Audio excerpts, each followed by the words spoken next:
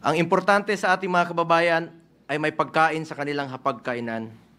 May matibay na healthcare system na kayang tumugon sa pangangailangan ng may sakit, disenteng trabaho at marangal na pagkakakitaan, dekalidad at abot kayang edukasyon, at ang katiyakan at panatag na ligtas silang makakauwi kahit sa gabi. Hindi naman nakakain itong impeachment. Sana pwede ninyong ikonsidera at the very least, bago tayo maglitis dito, siguraduhin muna natin na nasa tama na prosesong tinahak natin dito.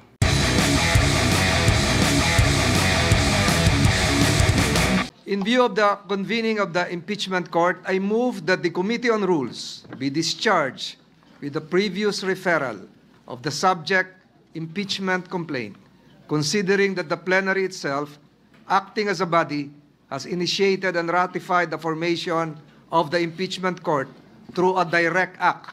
It is therefore submitted that there is no further necessity for a committee report to be submitted, debated, or adopted in relation thereto. I so move, Mr. President. Any objection to the motion? Hearing none, the Committee on Rules is so discharged as indicated by Member Judge Tolentino. Chair now reiterates the earlier agreed upon matter to be taken up once we have convened as an impeachment court, and for this purpose, the Chair would like to recognize Senator Judge Bato de la Rosa to kindly reiterate his motion, and thereafter, Senator Judge Go to second his motion. Senator de la Rosa is recognized. You may proceed, sir.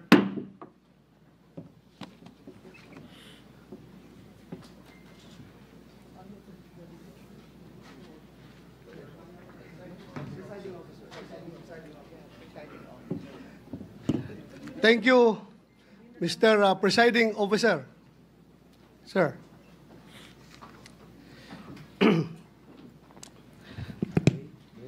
So I would reiterate my motion.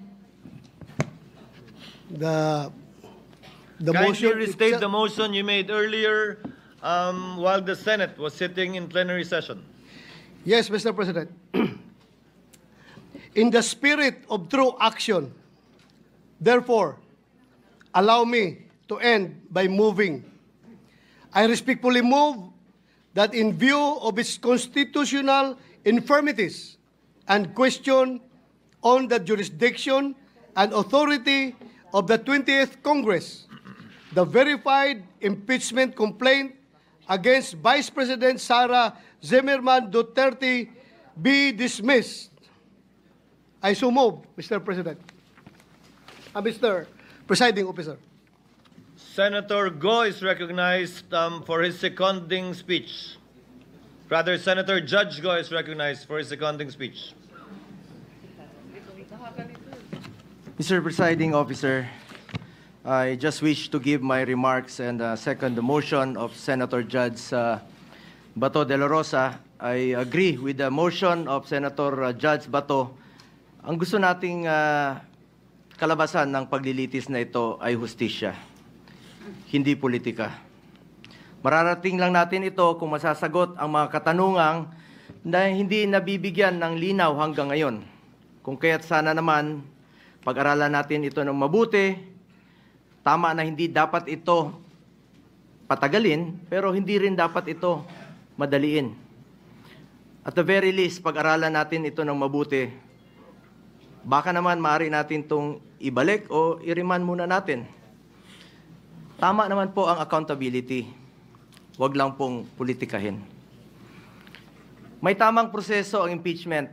Dapat pag-aralan natin ito ng mabuti. Under Article 11, Section 3 of the 1987 Constitution, a verified complaint for impeachment may be filed by any member of the House of Representatives or by any citizen upon a resolution or endorsement by any member thereof, which shall be included in the order of business within 10 days and referred to the proper committee within 3 session days thereafter. On December 2, 2024, the first impeachment complaint endorsed by members of the House of Representatives was filed before the Secretary General of the lower house. Second and third impeachment complaints were filed in the succeeding days, duly endorsed by members of the House. Under Section 3 of the House Rules of Procedure in impeachment proceedings, a verified complaint for impeachment shall be filed with the Office of the Secretary General and immediately referred to the Speaker. Despite this rule, Mr. Presiding Officer, the 3 impeachment complaints filed were never referred to the Office of the Speaker. Instead, a 4th verified impeachment complaint signed by more than 200 congressmen, which now constitutes the articles of impeachment, was transmitted to the Senate. This brings into question the legality of such move when the Constitution provides that no impeachment proceeding shall be initiated against the same official more than once within a period of 1 year. Para sa ordinaryong mamamayan, at lalo na sa aming mga binigyan ng tungkulin na maging senator judge sa paglilitis na ito, this opens up a lot of questions. At ang iniiwasan natin ay yung magpapasya tayo sa isang bagay na makakaapekto sa buhay ng bawat Pilipino. Makakaapekto sa trabaho natin na makatulong sa tao. Tapos hindi naman pala dumaan sa tamang proseso. Yes, we are senator judges tasked to decide on this matter, and we took an oath to be impartial. But this matter, whether it went through the right process or not, should be first decided upon and settled with no question prior to that. We are all for accountability. In fact, maganda nga sana mapakita ng accused at ng accusers kung may ebidensya ba o wala. Pero bilang mga mababatas, dapat siguraduhin alinsunod ito sa batas at tamang proseso. Dapat hindi na circumvent ang batas, dapat nasunod ang due process at ang rules. Hindi pwedeng shortcut. Justice delayed is justice denied, and justice conducted the wrong way is no justice at all. Anong nangyari sa 3 naunang impeachment complaints? Bakit hindi ito agad na-refer sa Speaker's Office? Bakit hindi ito isinama sa order of business within 10 session days? At bakit hindi ito inirefer sa tamang komite within 3 session days after its inclusion in the order of business as mandated by our Constitution?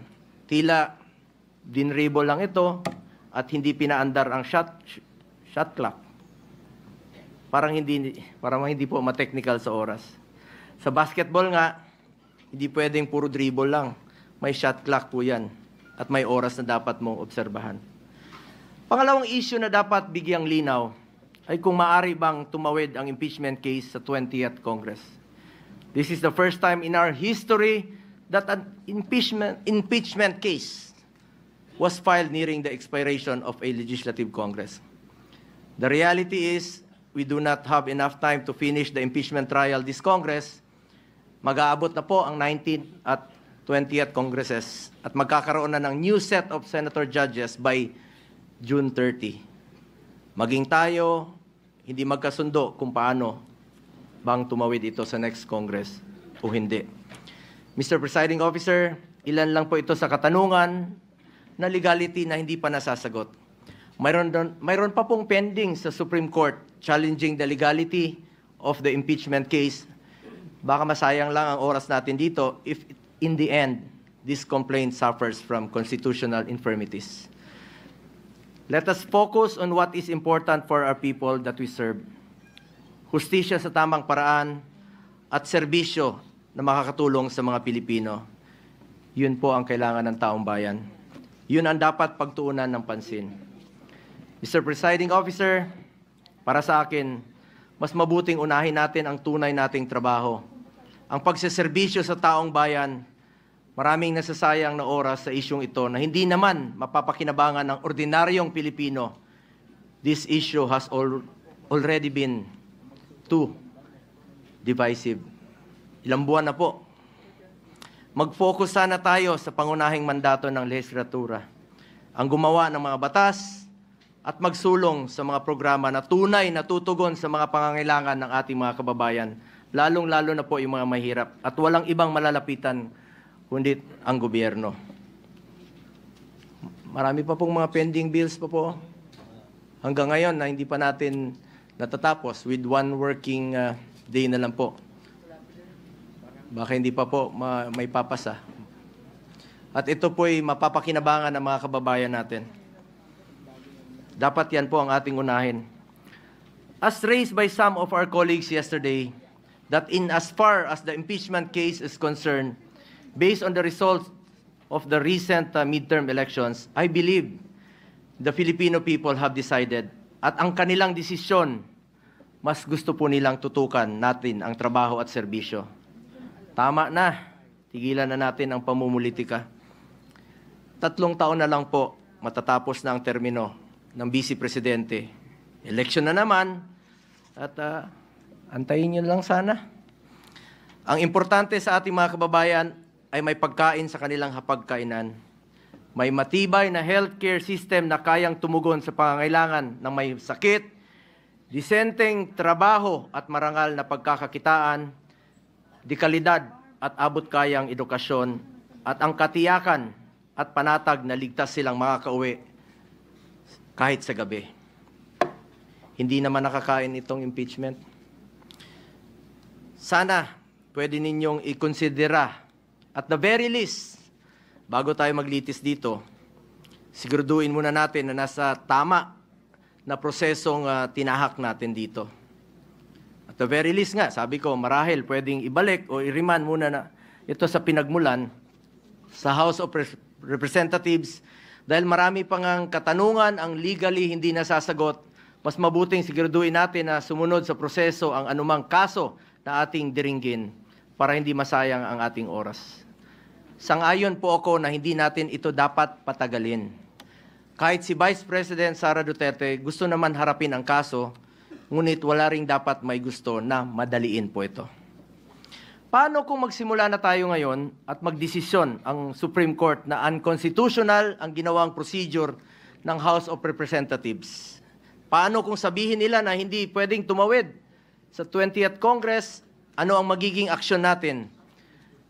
This puts us in a possible conflict with the decision of the Supreme Court. We must be prudent about this matter. Mr. Presiding Officer, I just want to reiterate, hindi ko po tinatalikuran ang aking sinumpaang mandato. Tungkulin ko yan as Senator Judge kahit araw-araw tayong maglitis dito. But we would also be remiss of our duty kung hindi natin siguraduhin na dumaan ito sa tamang prosesong nakasaad sa ating konstitusyon.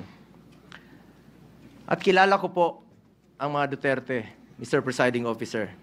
Hindi sila tumatakas sa accountability, hindi sila tumatalikod sa hamon ng buhay. Hindi sila tumatalikod sa kanilang tungkulin. Maraming beses nang sinabi ni dating Pangulong Duterte na handa nga siyang sumagot at harapin ang mga inaakusa sa kanya, pero dito po sa ating bayan, hindi sa ibang bansa. Nabanggit din po ni Vice President Sara Duterte na handa siyang harapin ang impeachment case laban sa kanya. Hindi ito issue ng pagtakas sa accountability. Ang gusto natin dito, siguraduhin na nasunod ang tamang proseso. We must respect and abide by the procedure laid out in our Constitution. Hindi pwedeng mamili lang tayo ng mga provision na ating susundin.